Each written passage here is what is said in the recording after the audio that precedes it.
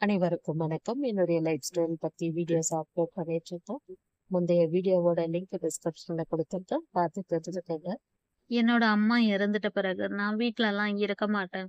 என் கூட பொறந்தவங்களுக்கு ஒரு பாரமா இருக்க நான் விரும்பல சொல்லிட்டு, எங்க பக்கத்து வீட்ல இருக்கிற அக்காவுடைய மருமகள் கிட்ட நான் கேட்டிருந்தேன். உங்க அண்ணாக்கு தெரிஞ்ச ஹோம்ல என்ன சேர்த்து விட சொல்லுங்கன்னு. அவங்க சொன்ன ஹோமுக்கும் நான் போயிருந்தேன். அங்க இருக்கிறவங்க எல்லாரும் என்ன பார்த்துட்டு சொன்னாங்க. போலீஸ் ஸ்டேஷன்லயும், அரசியல்வாதிகிட்டயும், தாசில்தார்கிட்டயும் கையெழுத்து வாங்கிட்டு வந்து குடுத்துட்டு, உங்க பொண்ண இங்க விட்டுட்டு போயிட்டீங்கன்னா, திரும்ப வந்து பார்க்கக்கூடாது. அவங்க இறந்தே போயிட்டாலும் நாங்களே அடக்கம் பண்ணிடுவோன்ட்டு சொல்லியிருந்தாங்க. மேம் வந்து அடுத்த பில்டிங்ல இருக்காங்க. அங்க போயிட்டு பாருங்கன்ட்டு சொல்லியிருந்தாங்க. அப்ப இவங்கலாம் பேசிட்டு இருக்கும்பொழுது நான் அப்படியே கேட் வழியா பார்த்தேன். அப்போ என்ன போலவும் இருந்தாங்க. கொஞ்சம் வயசானவங்களும் இருந்தாங்க. தன்னையே மறந்துட்டு இருக்கிறவங்களும் இருந்தாங்க. அப்பதான் யோசிச்சேன். நாமளும் இன்னும் கொஞ்ச நாள்ல இங்க தான் வரப்போறோம்ன்னு. அப்ப எங்க அப்பா கேட்டாங்க, "எதுவும் காசெல்லாம் கட்ட தேவையில்லையா? இந்த 3 பேருகிட்ட கையெழுத்து வாங்கிட்டு வந்து குடுத்தா போதுமான்னு." "ஆமா அவ்வளோதான்" அப்படின்ட்டு சொன்ன பிறகு, அங்கருந்து கிளம்பிட்டு மேமையும் பார்த்துட்டு ரிட்டர்ன் வந்துட்டு இருக்கும்பொழுது, என்னோட தம்பி ஃபோன் பண்ணான். "எங்க போயின்னு இருக்கிறீங்கன்னு?" சொல்லிட்டு என்னுடைய சின்ன தங்கச்சிக்கு தான் ஃபோன் பண்ணியிருந்தான். "ஜெயாவ இது போல ஹோமுக்கு கூட்டிட்டு போனோம்." "யாருன்னா?" "அப்பாலாம் தான்டா கூட்டிட்டு போனாங்க. நானும் கூட வந்திருக்கிறேன்" அப்படின்னு. "ஜெயா கிட்ட ஃபோன் குடு" அப்படின்னு சொன்னான். "இல்ல அதால புடிக்க முடியாது. வீட்டுக்கு போயிட்டு வேணா ஃபோன் பண்றேன்" அப்படின்னு சொல்லிட்டு. அப்ப என்னுடைய தங்கச்சி சொல்லுச்சு, "யாரோ இவனுக்கு சொல்லிட்டுக்கிறாங்க. உன்ன ஹாஸ்டலுக்கு இட்டுன்னு போறோம்" அப்படின்னு சொல்லிட்டு. "வீட்டுக்கு போன உடனே ஜெயாவ ஃபோன் பண்ண சொல்லு" அப்படின்ட்டு சொல்லியிருந்தான். வீட்டுக்கு வந்த பிறகு எங்க அப்பா கேட்டாங்க, "என்னம்மா உனக்கு?" அப்படின்னு சொல்லி. அப்ப என்னுடைய தங்கச்சி சொல்லுச்சு, "ஜெயாவ ஃபோன் பண்ண சொன்னான். என்னன்னு தெரியலன்னு." "நான் ஃபோன் பண்ணேன் சொல்லுன்னு." "யார கேட்டு நீ ஹாஸ்டலுக்கு போன?" அப்படின்னு. "ஏன்?" அப்படின்னு கேட்டேன். "அப்போ எல்லாமே முடிஞ்சு போச்சா? எங்களெல்லாம் விட்டுட்டு போறியான்னு?" "என்னால எதையுமே இங்க இருந்து பார்த்துக்க முடியல. என்னால எல்லாருக்குமே கஷ்டம். அதனால தான்டா நான் போறேன். எனக்கு எல்லாமே பழக்கம் தான் ஹாஸ்டல்லாம்." "ஏன் அப்ப நீ சின்னது. இப்ப எவ்வளோ பெரிய பொண்ணாயிட்ட. இப்ப போயிட்டு உன்ன விட முடியுமா?" அப்படின்னா. "அதெல்லாம் எதுவும் இல்ல. எனக்கு ஹாஸ்டல் புடிச்சுக்குது. நான் போறேன்" அப்படின்ட்டு நான் சொல்லியிருந்தேன். "நீ அதெல்லாம் போகக்கூடாது. இரு சாயங்காலம் வரேன். ஏன் அப்பா எதனா உன்ன திட்டுனாங்களான்னு?" "அதெல்லாம் எதுவும் இல்லடான்னேன்." "இல்லன்னா நீ இந்த மாரியெல்லாம் சொல்ல மாட்டியேன்னு." "ஏன் இல்லடா உண்மையாவே நானு அம்மா எப்ப இறந்தாங்களோ அப்பத்துல இருந்தே தான் கேட்டுன்னு தான் இருக்கிறேன்" அப்படின்ட்டு சொல்லியிருந்தேன். அப்புறம் எங்க அப்பா அவரு பாட்டுன்னு திட்டிட்டே இருந்தாரு. "இவனுக்கு என்ன இவனா உட்காந்துட்டு பார்க்குறான். கட்டி குடுத்த பொண்ணுங்கலாம் தானே பார்த்துட்டு இருக்குது. வரட்டும் அவனுக்கு சாயங்காலம் இருக்குதுன்னு" சொன்னேன். அப்புறம் அவனும் சாயங்காலம் வந்தான். வந்துட்டு வீட்ல ஒரே கத்து கத்துனான். "நீ எதனா சொன்னியாப்பா? ஏன் இந்த பொண்ண இட்டுன்னு போனீங்க? எனக்கு ஒரு வார்த்தை நான் இது போல ஹாஸ்டல்ல சேர்க்க போறேன்னு எனக்கு ஒரு வார்த்தை சொன்னீங்களா? ஏய் நீ கூட தான் என்ன உன்ன வரமாட்டேன்னு அப்படியே கீழ குனிஞ்சுக்க வேண்டியது தானே! எதுக்கு நீ ஆட்டோல போன?" அப்படின்ட்டுலாம். "ஏய் நீ என்னடா பேசின்னுக்கிற? வேணா விட்றா நான் போறேன்" அப்படின்னேன். "இன்னொரு நாளைக்கு யாருன்னா ஹாஸ்டல் போறீங்கன்ட்டு தெரிஞ் தெரிஞ்சுச்சுன்னா அவ்வளோதான்" அப்படின்ட்டு சொல்லியிருந்தான். அப்பவே சொல்லியிருந்தான். அன்னைக்கே என் பொண்டாட்டியும் இதோ இதுவும் போயி எங்கேயோ ஹாஸ்டல் கேட்டுன்னு வந்ததுக்கே அதுகிட்ட நான் எவ்வளோ சண்டை போட்டேன்.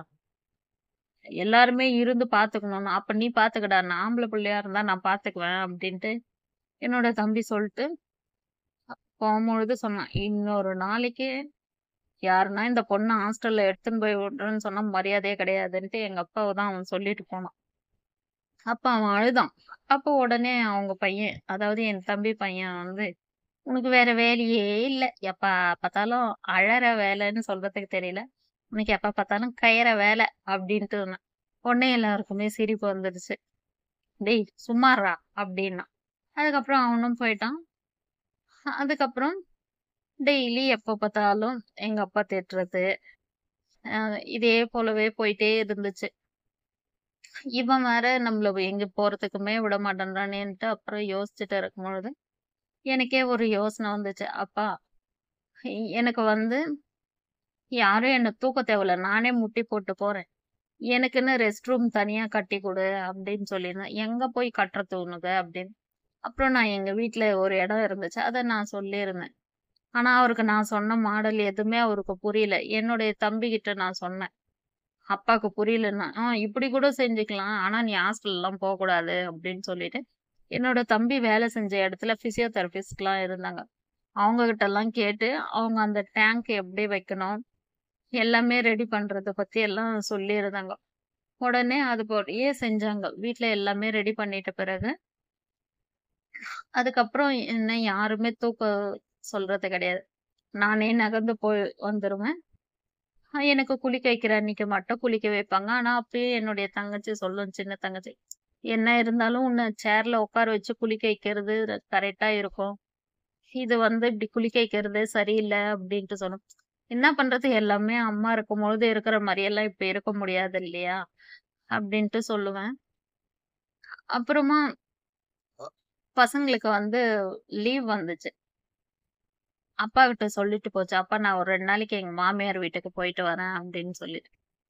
"சரிம்மா" அப்படின்ட்டு அப்பா சொல்லியிருந்தாங்க. ஏன்னா இப்போ அப்பா சாப்பாடு கூட எனக்கு செஞ்சு குடுத்துருவாரு. ரெஸ்ட் ரூம் போறதெல்லாம் நானே போறேன் இல்லையா? "சரி நீ போயிட்டு வாம்மா. நான் பார்த்துக்கிறேன் 2 நாளைக்கு" அப்படின்ட்டு சொல்லியிருந்தாரு. ஆனா என் மனசுல நான் எல்லார்கிட்டயும் நல்லபடியா தான் பேசிட்டு இருந்தேன். ஆனா என் மனசுலயும் ஒரு எண்ணத்த உருவாக்கிட்டு தான் நான் வெளிப்படையா எல்லார்கிட்டயும் சிரிச்சு பேசிட்டே இருந்தேன். நெறைய பிளான் எல்லாமே பண்ணிட்டேன். என்னோட தங்கச்சியும் ஊருக்கு கிளம்பி போயிடுச்சு. கிளம்பி போயிட்ட பிறகு மறுநாள் எங்க அப்பா கடைக்கா போறேன்னு சொல்லிட்டு இருந்தாங்க. "எதனா வேணுமாம்மா?" அப்படின்னு. எனக்கு பெங்காலி ஸ்வீட்னா ரொம்ப பிடிக்கும். "பெங்காலி ஸ்வீட்னா வாங்கிட்டு வாப்பா" அப்படின்னு. "எத்தன மணிக்கு போறேன்னா?" "இன்னும் கொஞ்ச நேரம் பொறுத்து போறேன். வெயில் போட்டும் இரு" அப்படின்ட்டு சொல்லியிருந்தாங்க. "நீ வெளிய உட்காந்துக்கிறியா? உள்ள இருக்கிறியான்னு?" "இல்லப்பா உள்ளவே தான் இருக்கிறேன்.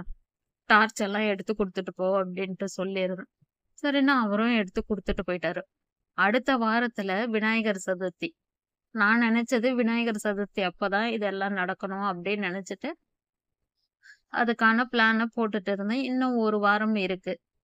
தங்கச்சியும் ஊருக்கு போயிருக்குது. வரட்டும் அப்படின்றது போல இருந்தேன். அது என்ன பிளானுன்னா, என்னோட அப்பாவும் வெயில் தாழ்ந்த பிறகு கடைக்கு போறதுக்கு ரெடி ஆயிட்டாரு. எல்லாமே என் பக்கத்துல வச்சுட்ட பிறகு, அப்பாகிட்ட ஒரு டம்ளர் கேட்டேன். "எதுக்கு இந்த டம்ளருன்னு?" கேட்டாங்க. "இந்த சொம்புல தண்ணி இருக்குதுல்லப்பா, தூக்கவே முடிய மாட்டேன்து. டம்ளர் குடுத்துட்டு போனேன்னா, அதுல ஊத்தி நானே குடிச்சுக்குவேன்னேன். நான் வேணா ஊத்தி வச்சுட்டு போட்டேனா, "இல்ல, இல்ல. நீ காலி டம்ளர் குடுத்துட்டு போ. அதேபோல அந்த குள்ளன் பேக்கும் எடுத்து குடுத்துட்டு போ" அப்படின்னு சொன்னேன். "சும்மா உட்காந்துறேன் எங்கன்னா" அப்படின்னாங்க. "இல்லப்பா எனக்கு அத எடுத்து குடுத்துட்டு போ" அப்படின்னு சொல்லியிருந்தேன். அப்பாவும் எடுத்து குடுத்துட்டு போகும்பொழுது, "கதவு சாத்தட்டுமா? வேணாவான்னு?" கேட்டாங்க. "இல்ல நீ சாத்திட்டு போ. பூனை, நாய் அதெல்லாம் வந்துரும்" அப்படின்ட்டு சொல்லிட்டு இருந்தேன். அப்பாவும் கிளம்பி போயிட்டாங்க. போயிட்டு ஒரு 5 நிமிஷம் கழிச்சு, நான் மெதுவா அந்த உல்லன் பேக்ல இருந்து அழுதுட்டே எடுத்தேன். என்னன்னா, எங்க அம்மா சொல்லியிருந்த டேப்லெட் 2 எடுத்து வச்சிருந்தேன். அட்டை.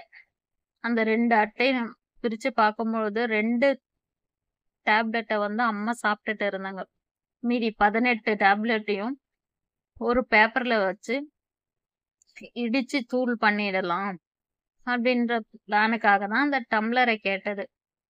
எனக்கு ஒரு கை தான் நல்லா செய்ய முடியும். அது கூட சரியா வராது. அப்போ மாத்திரைய வாயிலேயே தான் உரிச்சேன். ஒண்ணு உரிச்சுட்டு பேப்பர்ல வச்சு டம்ளர வச்சு நசுக்குறேன். ஆனா என்னால அத பவுடர் பண்ணவே முடியல. என் உடம்பு தான் ஆடுதே தவிர, அந்த டேப்லெட் நசுங்கவே இல்ல. அப்புறம் யோசிச்சேன். இது சரிப்பட்டு வராது. அப்பாவே ரிட்டர்ன் வந்துருவாங்கன்னு சொல்லிட்டு, மொத்த மாத்திரையும் வாயிலேயே பிரிச்சு பிரிச்சு மடியில போட்டுட்டேன். போட்டுட்டு அந்த 18 மாத்திரையும் பேப்பர்ல மடிச்சு வச்சுட்டு, அ உள்ளன் எடுத்து அந்த பேப்பருக்கு மேல சுத்தி மறுபடியும் உள்ளன் பையிலேயே போட்டுட்டேன். இது எதுக்குன்னா, அடுத்த வாரத்துல என்னுடைய சின்ன தங்கச்சி விநாயகர் சதுர்த்திக்கு அவங்க மாமியார் வீட்டுக்கு போயிட்ட பிறகு, அப்ப நம்ம இந்த டேப்லெட்ட குடிச்சிட்டு செத்துடணும். நம்ம உயிர் வாழக்கூடாது. ஏன்னா, ஹாஸ்டலுக்கும் தம்பி அனுப்ப மாட்டேன்றான். ம். என்னால என்னுடைய 2 தங்கச்சிக்குமே கஷ்டம் ஆவுது. என்னோட தம்பியாலயும் பாத்துக்க முடியாது. எங்க அப்பாவுக்கும் நான் எத்தன நாளைக்கு இது போல திட்டு வாங்கிட்டு இருக்கிறது. யாருக்குமே சொல்லாம நம்ம செத்து போயிடணும் அப்படின்னு சொல்லிட்டு இந்த பிளான் பண்ணிட்டு, நானு உல்லன் பாக்ஸ்ல எடுத்து வச்சுட்டேன். என்னுடைய தங்கச்சியும் ஊர்ல இருந்து வந்துடுச்சு 2 நாள் கழிச்சு. திங்கட்கிழமையில இருந்து வெள்ளிக்கிழமையும் முடிஞ்சுச்சு. அவங்களோட வாரம் முடிஞ்சுச்சு என்ன பாத்துக்கிறது. அன்னைக்கு சனிக்கிழமை நைட்டு என்னுடைய தங்கச்சி வரணும். பெரிய தங்கச்சி. ஆனா என்னுடைய பெரிய தங்கச்சி வர மாரி தெரியல. அன்னைக்கே சொல்லுச்சு. "நீயே பாத்துக்கிறியா? நாங்க இன்னும் 2 நாள் கழிச்சு வரோம். எங்க வீட்டுக்காரர் சொல்றாங்கன்னு." அதுக்கு அது திட்டுச்சு. "நான் 5 நாள் கரெக்ட்டா பாத்துக்கிட்டேன்ல. அது ஏன் நீ இது போலலாம் பண்றீங்க?" அப்படின்ட்டு சொல்லி அது பாத்திரம் கழுவிட்டே பேசிட்டு இருக்கும்போது, எங்க அப்பா என்ன உடனே மொறச்சாரு. "பாத்தியா உன்னால தான் அந்த பசங்க 2த்துக்குமே பிரச்சனை. அது குடும்பத்த விட்டு இதுவும் அவங்க குடும்பத்த விட்டு வரது எதுக்கு நீ இருக்கணும்?" அப்படின்ற மாரி எல்லாம் திட்டவே, எனக்கு ரொம்ப மனசு கஷ்டம் ஆயிடுச்சு.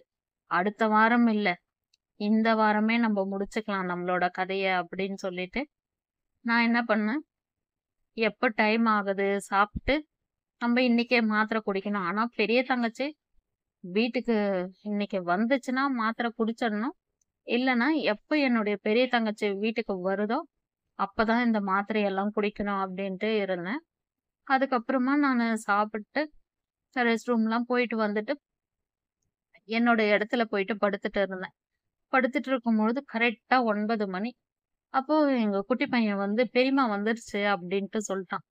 நான் உள்ளன் பேக்குக்கு என்னுடைய காலாண்டயே எடுத்து வச்சுட்டு இருந்தேன். அப்பவே என்னுடைய சின்ன தங்கச்சி திட்டுச்சு. "எதுக்காக உள்ளன் பேக்கெல்லாம் இங்க வச்சுன்னுங்கிற?" அப்படின்னு. "இருக்கட்டும். சும்மா அப்படி வச்சுட்டு இருக்கிறேன்" அப்படின்னு சொன்னேன். என்னுடைய தங்கச்சி வந்துச்சுன்னு தெரிஞ்ச உடனே அந்த 18 மாத்திரையும் எடுத்து அப்படியே வாயில போட்டுட்டேன். வாயில போட்டுட்ட பிறகு, என்னுடைய பெரிய தங்கச்சி உள்ள வந்துட்டு, "சாப்பிட்டியா?" அப்படின்னு கேட்டுச்சு. ஆ தலைய ஆட்டிட்டு தண்ணி வேணும்னு கையில ஆக்ஷன் பண்ணேன். உடனே என்னுடைய பெரிய தங்கச்சி தான் என்ன பண்ணுச்சு, தண்ணி எடுத்துட்டு வந்து குடுத்துச்சு. ஆனா என் வாயில 18 மாத்திரை இருக்கிறது அவங்க யாருக்குமே தெரியாது. நான் வந்து தண்ணி எல்லாம் குடிச்சுட்டேன். குடிச்சிட்டு என்கிட்ட அப்போ ரூ. 350 தான் இருந்துச்சு. அப்போ என்னுடைய தங்கச்சிங்ககிட்ட இது குடுத்துட்டு, "பசங்களுக்கு எதனா வாங்கி குடுத்துருங்க. என்கிட்ட வேற எதுவும் காசு இல்ல" அப்படின்னு சொல்லிட்டு தம்பிக்கு ஒரு ஃபோன் பண்ணணும்னு சொல்லியிருந்தேன். அவன் கேரளா போயிருந்தான் டூருக்கு. அப்ப சொல்லியிருந்தேன், "இத பாரு, நீ எப்பவுமே உன் பொண்டாட்டிகிட்ட சண்டைலாம் போடக்கூடாது. எப்பவுமே சந்தோஷமா இருக்கணும். பசங்கள பாத்துக்கோ" அப்படின்னு சொல்லி நான் அழுதேன். உடனே என்னுடைய தங்கச்சி என்ன பார்த்து கேட்டுச்சு, "ஜெய எதனா குடிச்சிட்டியா?" அப்படின்னு. நான் உடனே சிரிச்சுனேன். "குடிக்கிறாங்க. என்கிட்ட என்ன ஆகுது குடிக்கிறதுக்கு" அப்படின்னா. ஆனா, நம்ம நாளைக்கு காலையில இருக்க மாட்டோமே, செத்துற போறோமே அப்படின்னு சொல்லிட்டு அழுதுட்டே வந்து அமைதியா உட்காந்துட்டு இருந்தேன். என் தங்கச்சிங்களுக்கு கூட யாருக்குமே எதுவுமே சொல்லல. அப்புறம் எங்க அப்பா வந்தாங்க. "ஏன் உட்காந்துட்டு இருக்கிறன்னு?" அப்போ அப்படியே மனசுல நினைச்சுக்கினேன். நாளைக்கு நேத்தைக்கு நீ எல்லாம் சந்தோஷமா இருப்ப. நான் உயிரோட இருக்க மாட்டேன். நான் செத்துருவேன் அப்படின்ட்டு மனசுல நினைச்சுட்டு, "அப்பா, அம்மா யார் யாருக்கெல்லாம் கடன் கொடுக்கணுமோ, அது எல்லாமே குடுத்துட்டேன்பா. ம். யாரும் இனிமேல்ட்டு புடவைக்காரங்கலாம் வந்து கடன் சொல்லி கேட்க மாட்டாங்க. எல்லாருக்குமே குடுத்துட்டேன்." அம்மா கடைசியா ஒரு 3000 தான் வந்து அதுவும் அங்கங்க வச்சிருந்தாங்க. அதுலயும் அவங்கள்தே வந்து ரூ. 500 பேங்க்ல இருந்துச்சு. அந்த காச எடுத்து ஒரு கடைக்காருக்கு குடுத்துட்டேன். மீதி எல்லாம் என்னோட பென்ஷன் காச வச்சு எல்லா கடமும் இன்னைக்கோட முடிஞ்சிருச்சுப்பா. ரூ. 350 மீந்துச்சு. அத வந்து பசங்க கிட்ட குடுத்துட்டுக்கிறேன். நீங்க யாருமே அம்மாவுடைய கடத்த தீர்க்கணுமா? அப்படின்ட்டுலாம் நினைக்காதீங்க. எல்லாத்தையும் குடுத்துட்டேன் அப்படின்னு சொல்லிட்டு நான் படுத்துக்கிறேன் அப்படின்ட்டு சொல்லி படுத்துட்டேன். படுத்துட்டு பிறகு எனக்கு தூக்கமே வரல. அப்படியே கண்ணு இழுக்கிற மாதிரி இருக்கு. ஐயோ! நம்ம செத்துருவோம்ல. நாளைக்கு எப்படி இருக்கும் இந்த இடம்? நம்ம அம்மாகிட்ட போயிடுவோம். அப்ப நம்ம செத்துட்ட பிறகு இந்த இடம்லாம் எப்படி இருக்கும்? இதெல்லாம் யோசிச்சுட்டே இருக்கும்பொழுது எனக்கு தூக்கமே வரல. ஒரு 1 மணி கிட்ட இருக்கும்.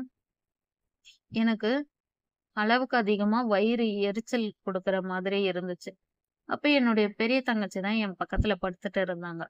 அப்ப என்னுடைய பெரிய தங்கச்சிய கூப்ட்டேன். என்னான்னு கேட்டுச்சு. "ஒண்ணும் இல்ல. நான் மாத்திரை குடிச்சுட்டேன்" அப்படின்ட்டு நான் சொன்னேன். சரி, சரி அப்படின்னு சொல்லிட்டு என்ன பண்ணிருச்சு, மறுபடியும் பெட்ஷீட் இழுத்து போயிட்டு தூங்கிடுச்சு. ஒரு 1/4 மணி நேரம் கழிச்சு எ என்ன பார்த்துட்டு, "என்ன சொல்ற உண்மையாவா குடிச்ச?" அப்படின்னு கேட்டுச்சு. "ஆமா." எனக்கு வாழ விருப்பம் இல்ல. நான் குடிச்சுட்டேன் அப்படின்னு சொன்ன உடனே, எங்க இருந்துச்சு மாத்திரை அப்படின்னு எல்லா விஷயத்தையும் சொன்னேன். அப்புறம் என் கால்கிட்டயே அந்த பேக் இருந்தத எடுத்து பார்த்துட்டு, அவங்க வீட்டுக்காரர்கிட்ட போயிட்டு சொல்லுச்சு. இது போல ஜெயா ஏதோ டேப்லெட் எல்லாம் குடிச்சிட்டுக்குது அப்படின்னு சொல்லிட்டு, என்னுடைய சின்ன தங்கச்சியும் எழுப்பினோனே, "ஏய் என்னா குடிச்ச?" அப்படின்னு கேட்டுச்சு. அதுக்கப்புறமா நானும் சொன்னேன். அப்புறம் எங்க அப்பாகிட்டயும் போயிட்டு என்னுடைய தங்கச்சிங்க சொன்னோன, "சாவட்டும் விடு. எதுக்கு வந்து கூப்பிடுறீங்க? சாவட்டும் விடு. எடுத்து போட்டுடலாம். எவ்ளோ திமிரு இருந்தா என்ன பண்ணியிருக்கோம் பாருன்னு" சொல்லிட்டு ஏதோ பண்ணாங்க. எனக்கு அளவுக்கு அதிகமா வயிறு எரிச்சல் அதிகமா ஆகவே, என்னுடைய தங்கச்சி ஹாஸ்பிட்டலுக்கெல்லாம் ஃபோன் பண்ணி கேட்டுச்சு. "ஹாஸ்பிட்டலுக்கு கூட்டிட்டு வாங்க. நீங்க அப்படியே விட்டுட்டீங்கன்னா, அவங்களுக்கு வந்து ஏதாச்சும் உடம்பு ஃபுல்லா பரவிடும். சீக்கிரமா ஹாஸ்பிட்டலுக்கு கூட்டிட்டு வாங்க" அப்படின்ட்டு சொல்லிட்டாங்க. இப்ப என்னுடைய சின்ன தங்கச்சி வர முடியாது. பசங்கள பார்த்துட்டு இருந்துச்சு. அதனால என்னுடைய பெரிய தங்கச்சியும், அவங்க வீட்டுக்காரரும் தான் என்ன வந்து கூட்டிட்டு போனாங்க. எங்க அப்பா வரவே மாட்டேன்னு சொல்லிட்டாரு. "சாவட்டும் விட்டுருங்க" அப்படின்னு சொல்லிட்டு. அதுக்கப்புறம் அவங்க 2 பேரும் தான் என்ன ஹாஸ்பிட்டலுக்கு கூட்டிட்டு போனாங்க. ஹாஸ்பிட்டல் போயிட்டு பிறகு என்னெல்லாம் ஆச்சுன்றத பத்தி தெரிஞ்சுக்கணும்னா, அடுத்த வீடியோல சொல்றேன். இந்த வீடியோ பிடிச்சிருந்தா லைக் பண்ணுங்க.